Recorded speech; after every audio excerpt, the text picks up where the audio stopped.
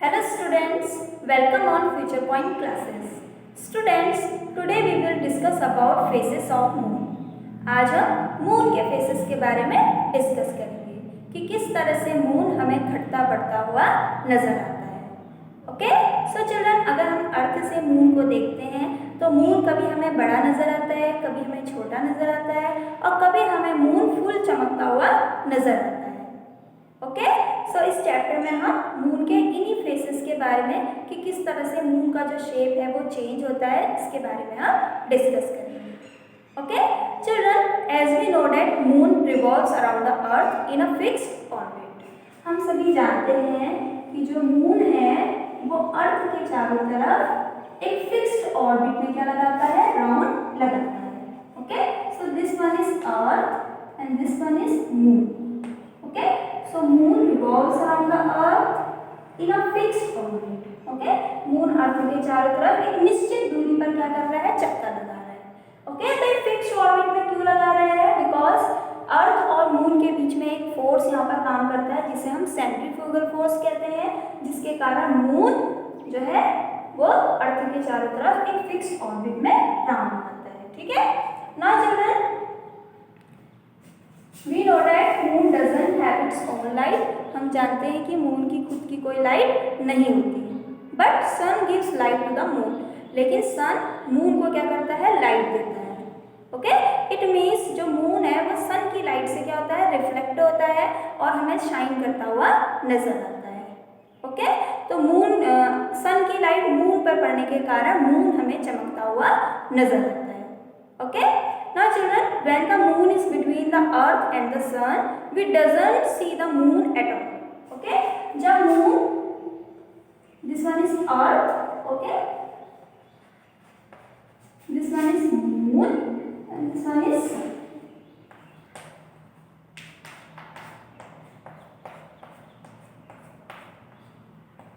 Okay, तो जब moon sun और अर्थ के बीच में आ जाता है तब हमें मून चमकता हुआ नजर नहीं आता है. ठीक है, तो ये आपका मून है.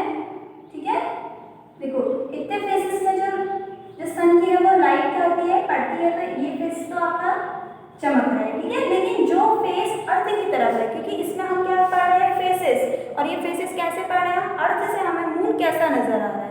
ठीक है, तो जो फेस अर्थ की तरफ है उस हिस्से पर सन की लाइट पहुंच नहीं पाती, जिस वजह से मून हमें चमकता हुआ नजर नहीं आता है या फिर हमें दिखाई नहीं पड़ता है. तो इस तरह के मून को, जो मून शाइन नहीं हो रहा है, इस मून को हम क्या कहेंगे, न्यू मून. ओके, जो मून हमें, जिस दिन हमें मून दिखाई नहीं दे रहा है उस मून को हम क्या कहेंगे, न्यू मून, जिसे हम हिंदी में अमावस्या भी कहते हैं. ठीक है, तो अमावस्या क्या है, जब सन और अर्थ के बीच में मून आ जाता है और जो फेस अर्थ की तरफ है, देखो ये फेस की हम बात कर रहे हैं, जो जिस फेस में सन की लाइट नहीं पड़ रही है, वो फेस जो शाइन नहीं कर रहा है उस मून को हम क्या कहेंगे, न्यू मून या फिर अमावस्या. ठीक है, तो ये मून के बीच में होने के कारण ऐसा हो रहा है. ठीक है, सन की लाइट प्रॉपर इस फेस में नहीं पा रही है, जिससे कि हमें अर्थ से मून चमकता हुआ नजर नहीं आ रहा है. ओके, नाउ चिल्ड्रन, अब हम डिस्कस करेंगे फेसेस ऑफ मून के बारे में. ठीक है, so children, there are 8 phases. ठीक है, ऑफ द मून. मून के भी 8 फेसेस हैं, मींस मून 8 फेसेस से होकर गुजरता है. ओके, तो अभी हमने न्यू मून के बारे में पढ़ा था कि जो हिस्सा हमें चमकता हुआ नजर नहीं आ रहा है, मतलब मून जब हमें चमकता हुआ नजर नहीं आ रहा है उसे हम क्या कहेंगे, न्यू मून. ओके, तो हम न्यू मून से मून की जर्नी स्टार्ट करेंगे. ठीक है, so children, this one is new moon. Okay, जो हमें शाइन करता हुआ नजर नहीं आ रहा है. ठीक है, तो इसको हम न्यू मून लिखेंगे. Okay, now children, after 2-3 days of the new moon, we will see some brightest portion. ठीक है, तो न्यू मून के भी 2-3 डेज बाद हमें थोड़ा सा हिस्सा, ठीक है, मून का एक हल्का सा हिस्सा हमें चमकता हुआ नजर आता है. ठीक है, तो जहाँ पर मैं आपको चौक से कर रही हूँ, ठीक है, जहाँ पर चौक से आपको फिल कर रही हूँ वो पोर्शन आप समझ लो कि ये क्या है, ब्राइटेस्ट पोर्शन है. ठीक है, मतलब जो हिस्सा हमें अर्थ से चमकता हुआ नजर आ रहा है. ठीक है, तो न्यू मून के 2-3 डेज बाद हमें एक हल्का सा मून क्या होता है, चमकता हुआ नजर आता है। इस मून को हम कहते हैं वैक्सिंग क्रिसेंट। ओके, इसे हम क्या कहेंगे, waxing crescent. Okay, so children यहाँ पर हमने टर्म का इस्तेमाल किया है वैक्सिंग। सबसे पहले आपको वैक्सिंग के बारे में पता होना चाहिए। वैक्सिंग का मतलब क्या है कि हियर मून गेनिंग लाइट। यहाँ पर देखो न्यू मून में मून चमकता हुआ नजर नहीं आ रहा है, लेकिन उसके 2-3 डेज बाद हमें मून हल्का सा चमकता हुआ नजर आ रहा है। तो यहाँ पर जो लाइट है वो क्या हो रही है, इंक्रीज हो रही है। यहाँ पर लाइट नहीं थी, यहाँ पर थोड़ी सी लाइट क्या हो गई, मून को मिल रही है सन की। तो यहाँ पर क्या हो रहा है, मून की लाइट बढ़ रही है, इंक्रीज हो रही है। ओके, इसीलिए हम इसका इस्तेमाल कर रहे हैं वैक्सिंग का।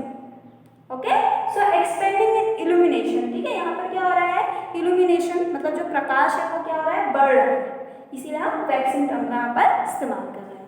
Okay, now children after 2-3 days of the waxing crescent के भी 2-3 डेज बाद हमें जो मून है, ठीक है, वो हाफ चमकता हुआ नजर आता है। ठीक है, इस तरह से मून क्या हो रहा है, हमें हाफ शाइन करता हुआ नजर आ रहा है। इस मून को हम क्या कहेंगे, फर्स्ट क्वार्टर। क्या बोलेंगे इस मून को हम, फर्स्ट क्वार्टर। ओके, सो देखो न्यू मून से वैक्सिंग क्रिसेंट में कितने डेज लग रहे थे, 2-3 डेज। वैक्सिंग क्रिसेंट से भी फर्स्ट क्वार्टर में कितने डेज लग रहे हैं, 2-3 डेज। तो न्यू मून से फर्स्ट क्वार्टर तक पहुंचने में कितने दिन लगेंगे, करीबन 1 हफ्ता। ओके, नाउ फर्स्ट क्वार्टर के भी 2-3 डेज बाद हमें जो मून है वो और भी ज्यादा शाइन करता हुआ नजर आता है। ओके, फॉर एग्जांपल हमें जो मून है, आप समझ लो कि 75% जो एरिया है वो हमें चमकता हुआ नजर आ रहा है। ठीक है, इस तरह से। ठीक है, तो फर्स्ट क्वार्टर के भी 2-3 डेज बाद हमें मून फर्स्ट क्वार्टर से थोड़ा सा और ज्यादा शाइन करता हुआ नजर आएगा। इस मून को हम क्या कहेंगे, वैक्सिंग गिब्बस। क्या बोलेंगे इस मून को हम, वैक्सिंग गिब्बस। ओके, सो यहाँ पर क्या हो रही है, देखो यहाँ न्यू मून में बिल्कुल लाइट नहीं थी, यहाँ पर धीरे धीरे लाइट क्या हो रही है, इंक्रीज हो रही है हर ऑर्डर में। ठीक है, अब वैक्सिंग गिब्बस के भी 2-3 डेज बाद हमें जो मून है वो फुल शाइन करता हुआ नजर आता है। ठीक है, पूरा पूरा हमें ये चमकता हुआ अर्थ से नजर आता है। ठीक है, तो इस मून को हम क्या कहेंगे, फुल मून। इस मून को हम क्या कहेंगे, फुल मून।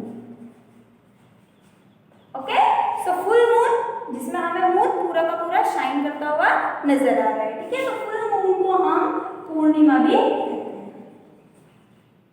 ओके, जैसे हम न्यू मून को क्या बोल रहे थे, अमावस्या, वैसे ही न्यू मून में तो बिल्कुल चमकता हुआ नजर नहीं आ रहा है, इसीलिए हम उसको अमावस्या बोले हैं। लेकिन पूर्णिमा के दिन हमें मून पूरा का पूरा शाइन करता हुआ नजर आएगा। ओके, सो यहाँ पर क्या हो रही है, लाइट इंक्रीज हो रही है, इसीलिए हम यहाँ पर कौन सी टर्म का इस्तेमाल कर रहे हैं, वैक्सिंग टर्म का। ओके, नाउ चिल्ड्रन, अब जो मून है उसकी जो जर्नी है वो रिटर्न होगी। ठीक है, दोबारा से वापस जाएगी। अब जो मून है वो फुल मून से धीरे धीरे घटते हुए कहाँ जाएगा, फिर से न्यू मून में। ठीक है, तो कैसे आएगा, देखो जो फुल मून है, फुल मून के भी 2-3 डेज बाद हमें जो मून है, ठीक है, वो ऐसा नजर आएगा। ठीक है, उसकी जो लाइट है, मतलब फुल मून से जो लाइट है वो थोड़ा सा हमें कम नजर आएगी। ठीक है,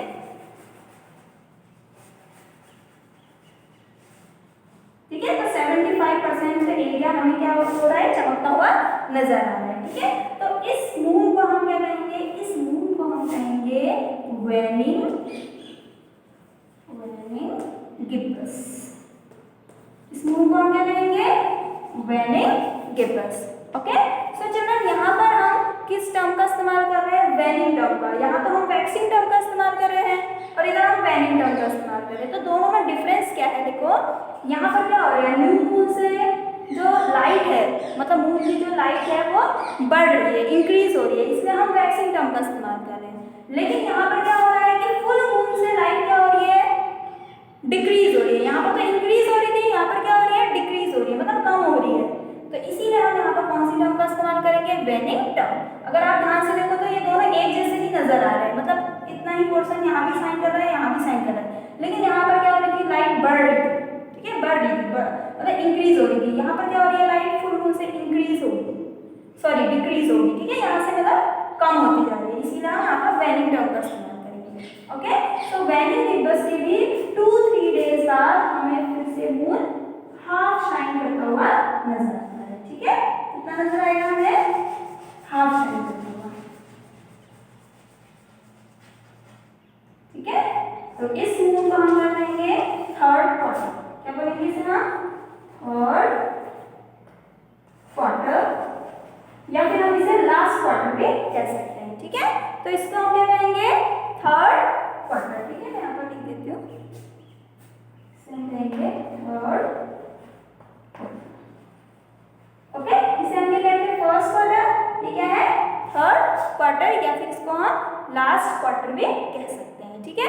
तो इसमें हमें जो मून है वो कैसा नजर आएगा, हाफ नजर आएगा, लेकिन यहाँ पर क्या हो रहा है, आपका मून की लाइट डिक्रीज हो रही है, ठीक है। नाउ थर्ड क्वार्टर के भी 2-3 डेज बाद हमें जो मून है वो एकदम पतला सा हमें चमकता हुआ नजर आएगा, फॉर एग्जाम्पल इस तरह से, ठीक है, ठीक है। तो इस मून को हम क्या कहेंगे, वैनिंग क्रिसेंट, क्या बोलेंगे इसे, waning crescent, okay. So full moon से दोबारा से न्यू मून में आने में कितना टाइम लग रहा है आपको, करीबन 2 वीक्स का, ठीक है, 2-3 डेज में आपका फुल मून से क्या बनेगा, वैनिंग गिब्बस, फिर उसके भी 2-3 डेज बाद आपका थर्ड क्वार्टर के भी 2-3 डेज बाद आपका वैनिंग क्रिसेंट, और वैनिंग क्रिसेंट के भी 2-3 डेज बाद आपका क्या बनेगा, न्यू। ओके, तो कितना टाइम लगता है इसे, करीबन 2 हफ्ते, ठीक है। तो 2 हफ्ते फुल मून से न्यू मून जाने में लगते हैं, ठीक है। तो यहाँ पर लाइट क्या हो रही थी, इंक्रीज हो रही थी, यहाँ से लाइट क्या हो रही है, डिक्रीज होती जा रही है, ठीक है, इसलिए हम यहाँ पर वैनिंग टर्म का इस्तेमाल कर रहे हैं, ठीक है चिल्ड्रन।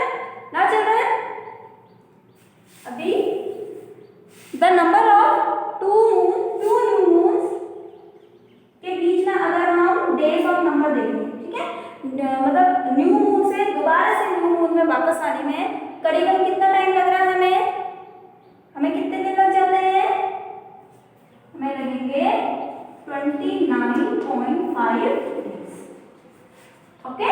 देखो, न्यू मून से दोबारा से न्यू मून में वापस आने में कितने दिन लग जाते हैं, 29.5 डेज, ओके। तो 29.5 डेज जो हमें इसमें लग रहे हैं, ठीक है, यहाँ पर दोबारा आने में हम कितने लग रहे हैं, 29.5 डेज।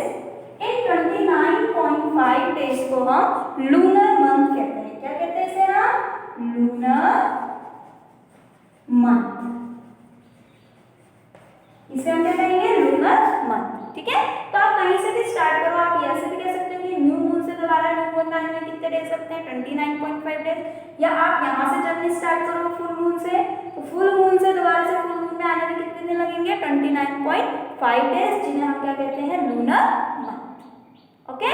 और मून को अर्थ के चारों तरफ राउंड लगाने में कितने दिन लगते हैं, ये आपका अर्थ है, ठीक है, और ये मून है, तो मून को अर्थ के चारों तरफ चक्कर लगाने में कितने दिन लगते हैं, 27.3 डेज, कितने डेज लगते हैं, मून को अर्थ के चारों तरफ चक्कर लगाने में 27.3 डेज। तो इन 27.3 डेज को हम साइड रियल मंथ कहते हैं, क्या कहते हैं इसे हम, साइड रियल मंथ, अंडरस्टूड। देखो, न्यू मून से दोबारा से न्यू मून में आने में कितने दिन लग रहे हैं, 29.5 डेज, इन्हें हम क्या कहेंगे, लूनर मंथ। और मून को अर्थ के चारों तरफ राउंड लगाने में कितने डेज लग रहे हैं, 27.3 डेज, जिसे हम क्या कहेंगे, साइड रियल मंथ, ठीक है। तो इसमें आप कंफ्यूज मत होना कि कहीं पर आपका 27.3 दिया है, कहीं पर 29.5 दिया है बुक में, तो आपको कंफ्यूज नहीं होना है। 29.5 डेज तो फेसेस के हिसाब से बोला है कि ये जो 8 फेसेस से दोबारा से मतलब 8 फेसेस से होगा जब मून गुजरता है और दोबारा उसी पोजीशन में वापस आ रहा है, तब कितने डेज लग रहे हैं, 29.5 डेज। और मून को अर्थ के चारों तरफ, जो कि एक प्लैनेट है अर्थ, इसके चारों तरफ चक्कर लगाने में कितने डेज लग रहे हैं? 27.3 डेज, जिसे हम क्या कहते हैं? Sidereal month. Okay children, so children the changing of the shape of a moon is known as phases of moon. ठीक है, तो मून के शेप में जो बदलाव आ रहा है, ठीक है, जो परिवर्तन आ रहा है, उसे हम क्या कहेंगे? Faces of moon. ओके, तो फेसेस ऑफ मून क्या है? मून के शेप में चेंजेस आना। ठीक है, तो ये जो चेंजेस है ये पीरियोडिकली, मतलब ये टाइम पर होते रहता है। ठीक है, ऐसा बार बार होते रहता है, ये चेंजेस कंटिन्यू आपका चलता रहता है। ठीक है, so children I hope today you have to learn so many things about phases of moon. So thank you children.